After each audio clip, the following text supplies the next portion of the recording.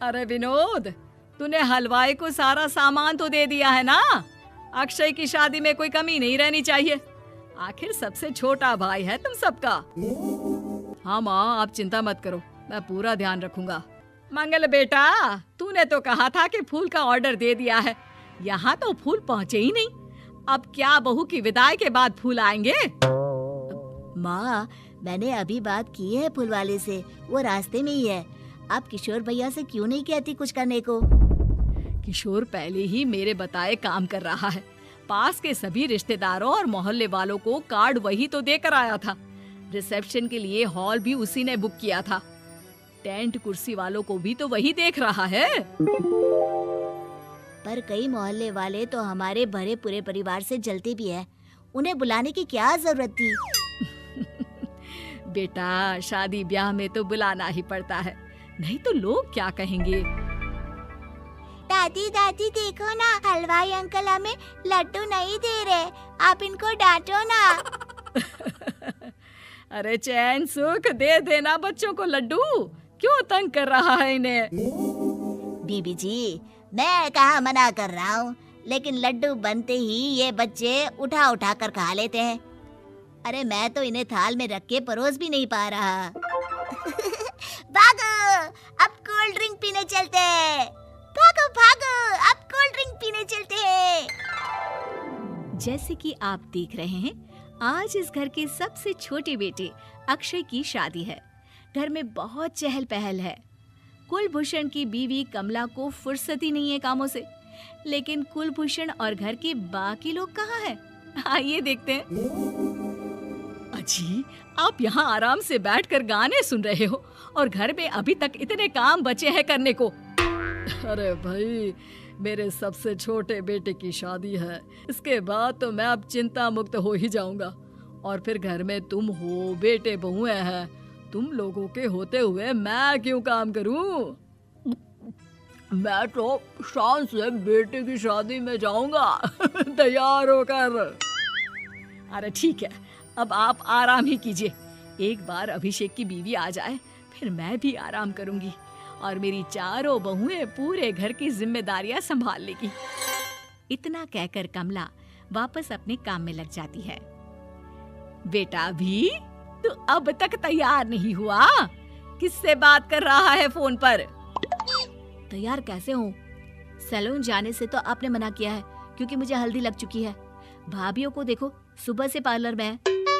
अक्षय की शादी हो जाती है और नंदिता बहू बनकर घर आ जाती है, लेकिन इस घर की खुशियों को मानो किसी की नजर लग गई थी। नंदिता के आने के बाद आए दिन घर की शांति भंग होती रहती। अपने माँ बाप की इकलौती बेटी को इतने बड़े परिवार की जिम्मेदारियां कहाँ संभालनी थी? अभी देखो ना, मेरे हाथों की मेहंदी भी अभी नहीं उतरी है और तुम्हारी मम्मी ने मुझे घर के कामों में लगा दिया। मैंने सोचा था कि घर की सबसे छोटी बहू होने के कारण मुझे सब पलकों पर बिठा के रखेंगे, पर यहाँ तो पलक झपकने की भी फुर्सत नहीं मिलती। देखो नंदू, शादी के पहले ही मेरे घर वालों ने तुम्हें और तुम्हारे पेरेंट्स को बता दिया था कि मैं जॉइंट फैमिली में रहता हूँ, तो फिर अब ये शिकायत क्यों? और फिर तुमसे पहले मेरी भाभी भी तो आई थी शादी करके, उन्होंने तो कभी कुछ नहीं कहा। नंदिता तब तो चुप हो जाती है, लेकिन ऐसा बहुत दिनों तक नहीं चलता। अरे नंदिता, माँ बाबूजी की दवाई का टाइम हो गया है, उन्हें दवाई दे आओ और उसके बाद सबके लिए नाश्ता बना देना। पर भाभी, मैं तो अभी अपना फेवरेट सीरियल देख रही हूँ, प्लीज मेरी जगह आप कर लो ना ये काम। ठीक है, मैं तेरी जगह माँ बाबूजी को दवाई दे आती हूँ और नाश्ता बना लेती हूँ। तू मेरी जगह पूरे घर की डस्टिंग करके 5 बच्चों को स्कूल के लिए तैयार करके भेज देना और दोपहर का खाना बनाने के बाद कपड़े धोकर सुखा देना। उसके बाद हम दोनों मिलकर बाजार जाकर सब्जी ले आएंगे, फिर डिनर की तैयारी कर लेंगे और उसके बाद बस भाभी, मैं माँ बाबूजी को दवाई देकर सबके लिए नाश्ता बना देती हूँ। हे भगवान, ये कहाँ लाकर फंसा दिया मुझे। मेरे घर में तो गिनती की 8 रोटियां और 2 सब्जी बनती थी और नाश्ता निपट जाता था। यहाँ तो रोटियों का ढेर और सब्जियां बड़े बड़े पतीलों में बनानी पड़ती है। नाश्ता बनते बनते लंच का टाइम हो जाता है और लंच बनते बनते डिनर का। मुझ में तुम्हारे पूरे परिवार का नखरा उठाने की और ताकत नहीं बची। मैं ऐसे नहीं रह सकती। अरे तो क्या चाहती हो तुम? मुझे अलग रहना है बस। तो ठीक है, हम कल ही शिफ्ट हो जाएंगे किराए के घर में। इतना बड़ा घर होते हुए हम किराए पे क्यों रहेंगे? ना जी ना, घर में ही दीवार खड़ी करो अपने हिस्से के आगे। घर के साथ साथ घर की खुशियों में भी दीवार खींच जाती है। ऐसे ही कई महीने बीत जाते हैं और नंदिता माँ बन जाती है। बच्चे के आने से अभिषेक के कंधों पर खर्चों का बोझ आ पड़ता है। अभिषेक का बोझ कम करने के लिए नंदिता भी पार्ट टाइम जॉब कर लेती है, लेकिन इससे उसके सर पर नौकरी, घर और बच्चे की जिम्मेदारी बढ़ जाती है। नंदिता, ये क्या है? तुमने घर भी ठीक से साफ नहीं किया, ना ही मेरे कपड़े धुले हैं। चिंटू के बाल भी कटवाने जाना था, देखो उसके बाल कितने बढ़ गए हैं। अरे करती क्या हो पूरा दिन तुम? मैं करती क्या हूँ? तुम्हारा नाश्ता और लंच बनाने के बाद चिंटू को डे केयर सेंटर पर छोड़ कर आती हूँ, फिर खुद ऑफिस जाती हूँ। पूरा दिन काम करके आने के बाद बिना आराम किए बाजार से सब्जियाँ लेकर आती हूँ, घर आकर खाना बनाती हूँ, चिंटू को देखती हूँ, और क्या करूँ मैं? तो किसने कहा था अपने सर पर इतने काम लेने को? मत जाओ ऑफिस। ऑफिस जाए बिना घर के खर्चे कहाँ से पूरे होंगे? चिंटू की डे केयर का खर्च, उसके लिए बेबी फूड का खर्च, प्रेस वाले का खर्च, ये सब तुम्हारी सैलरी से होता नहीं है। अगर परिवार से अलग नहीं होती तो इतनी मुसीबतें नहीं उठानी पड़ती तुम्हें परिवार के साथ मिलकर काम करने में दिक्कत थी, लेकिन काम तो अब भी बहुत है तुम्हारे सर पर। चिंटू को भी डे केयर भेजने की जरूरत नहीं पड़ती। उसको गोद में खिलाने के लिए दादा दादी और घर के सभी बड़े होते। उसके साथ खेलने के लिए उसके भाई बहन भी होते।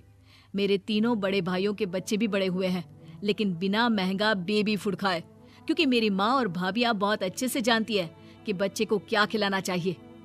बिजली के बिल जैसे खर्चे भी सब मिलकर बांट लेते थे, लेकिन तुम्हें तो सबसे अलग रहने में ही मजा आता है, तो अब शिकायत क्यों करती हो? बस करो अभिषेक, बस करो। मैं मानती हूँ कि मैं गलत थी।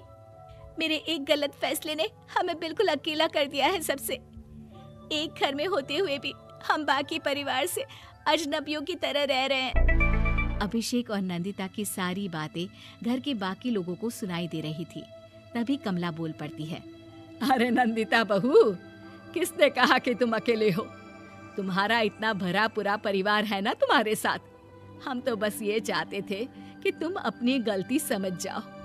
अगर हम तुम्हें समझाते तो शायद तुम ना समझती, लेकिन अपनी गलती का एहसास तुम्हें खुद हो गया है, तो अब तुम समझ चुकी हो परिवार में एक साथ रहने का मोल क्या होता है। मम्मी जी, मुझे माफ कर दीजिए, अब ऐसा दोबारा कभी नहीं होगा। अरे माफी बाद में, पहले मेरा पोता जरा मेरी गोद में तो दे, और तू जाकर सबके लिए चाय बना ला।